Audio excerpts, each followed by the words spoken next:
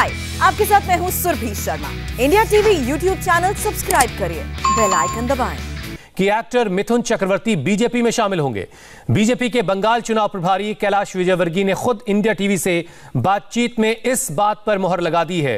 कैलाश विजयवर्गीय ने कहा कि मिथुन बीजेपी की नीति और नीयत से अच्छी तरह से वाकिफ हैं। खास बात यह है कि कल शाम ही कैलाश विजयवर्गीय ने मिथुन चक्रवर्ती से मुलाकात भी की थी, जिसके बाद इस बात की उम्मीद और मजबूत हो गई थी। लेकिन अब कैलाश विजयवर्गीय ने खुद इस बात की पुष्टि इंडिया टीवी से बातचीत में भी कर दी है। और ये कल रात की तस्वीरें हैं जब कैलाश विजयवर्गीय ने मिथुन चक्रवर्ती से मुलाकात की थी। और इसके बाद कैलाश विजयवर्गीय ने इंडिया टीवी से खास बातचीत में इस बात का दावा किया कि मिथुन चक्रवर्ती अब बीजेपी में शामिल होने जा रहे हैं। और आज के ब्रिगेड ग्राउंड की जो रैली है पीएम की, उसके मंच पर प्रधानमंत्री मोदी के साथ मिथुन चक्रवर्ती भी मंच को साझा करेंगे। हमारे संवाददाता पवन नारा ने कैलाश विजयवर्गीय से खास बातचीत की है, देखिए आप। ब्रिगेड में प्रधानमंत्री की रैली है। कैलाश विजयवर्गीय बंगाल प्रभारी हमारे साथ हैं। देर रात तक आप मिथुन दा से मुलाकात कर रहे थे, क्या बात हुई, क्या चर्चा हुई?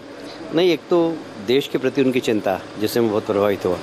दूसरा, वो बहुत गरीबी से उठे हैं, भूख क्या होती है उन्हें मालूम है, पर अपना अतीत वो भूले नहीं है। और वो चाहते कि उन लोगों का विकास हो, जैसा मेरा गरीबी में बचपन गुजरा है ऐसा बचपन लोगों का नहीं गुजरे, और उसके लिए मैं काम करना चाहता हूँ। और उन्होंने निजी तौर पर भी इस क्षेत्र में काफ़ी काम किया। जब उन्होंने बताया तो मैं अवाक रह गया कि अपनी कमाई का बहुत बड़ा हिस्सा वो गरीब बस्तियों में लगाते हैं। तो ये उनका जो आइडियोलॉजी है सिर्फ भाषण के लिए नहीं है, उन्होंने जीवन में ऐसे काम किए भी। विचारधारा मिल रही है तो क्या पार्टी का हिस्सा होंगे? प्रधानमंत्री का स्वागत करेंगे आप बता रहे हैं? हाँ, निश्चित रूप से होंगे, क्योंकि उन्होंने काम देखा है, भारतीय जनता पार्टी का योजनाएं देखी, उससे प्रभावित है। बीजेपी लगातार आरोप लगाती रही कि टीएमसी के गुंडे या रैलियों में नेताओं को या कहीं कार्यकर्ताओं को पहुंचने नहीं देते, तो क्या इस रैली में भी आने में कोई दिक्कत हो रही है और कितनी बड़ी संख्या में कार्यकर्ता पहुंचेंगे? देखिए, बंगाल की सबसे बड़ी रैली होगी ये मैं दावे से कह सकता हूँ, पहली बात।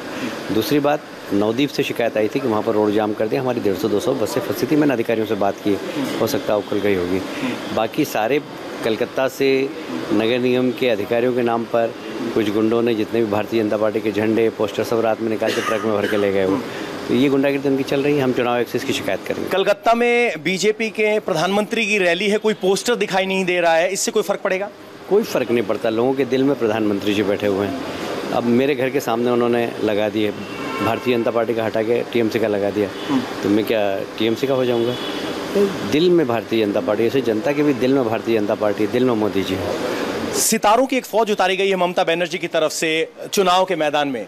कौन कौन से सितारे बीजेपी के मंच पर दिखाई देंगे और क्या सितारे या कहें कि बंगाली कल्चर की फोर्स दिखाना चाहती ममता दीदी? देखिए, बंगाली कल्चर के नाम पर ममता जी जिस प्रकार ढोंग कर रही हैं, वो बंगाली कल्चर है ही नहीं। जिस भाषा का वो उपयोग करती हैं वो बंगाली कल्चर है ही नहीं।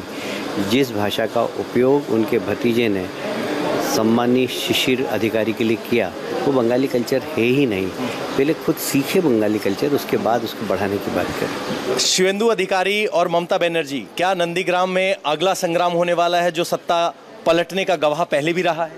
हमेशा मैं कह रहा हूँ कि नंदीग्राम इस प्रदेश की राजनीति में एक माइलस्टोन है, और आप देखेंगे कि नंदीग्राम को यदि बढ़ाना आता है तो गिराना भी आता है। आश्वस्त हैं जीत के लिए नंदीग्राम में शिवेंदु अधिकारी की जीत को लेकर? 50,000 से ज़्यादा वोट से जीतेंगे। ममता दीदी आज खुद पदयात्रा कर रही है महंगाई के मुद्दे पर, क्या मोदी की रैली से ध्यान डाइवर्ट करने के लिए सेम दिन सेम वक्त रैली करने की सोची? देखिए, उनको पदयात्रा करना चाहिए, उनका अधिकार भी है, पर हिंसा की राजनीति समाप्त करूंगी मैं, प्रदेश की जनता से माफ़ी मांगना चाहिए। माफियाओं को संरक्षण नहीं दूंगी, पदयात्रा करें, प्रदेश की जनता से माफ़ी मांगना चाहिए। सैंड माफिया, गोल्ड माफिया, गोरू तस्कर, गाय की तस्करी करने वालों को संरक्षण नहीं दूंगी, जनता से माफ़ी मांगना चाहिए और पदयात्रा करना चाहिए। तो कैलाश विजयवर्गीय कह रहे हैं कि जनता से माफ़ी मांगना चाहिए। और बता दें कि कैलाश विजयवर्गीय आरोप लगा रहे हैं कि कलकत्ता भर में जो पोस्टर लगे थे उन्हें टीएमसी के कार्यकर्ताओं ने हटा दिया है, लेकिन प्रधानमंत्री नरेंद्र मोदी बंगाल के लोगों के दिल में बसते हैं। पोस्टर हटाने से कोई फर्क नहीं पड़ेगा और एक विशाल रैली कलकत्ता के ब्रिगेड ग्राउंड में होने वाली है। कैमरामैन जहान शर्मा के साथ Pawan Nara, India TV. Hi, I am Surabhi Sharma. खबरों से अपडेट रहने के लिए India TV YouTube channel subscribe करिए, साथ में बेल आइकन जरूर दबाएं। जुड़े रहें इंडिया टीवी के साथ।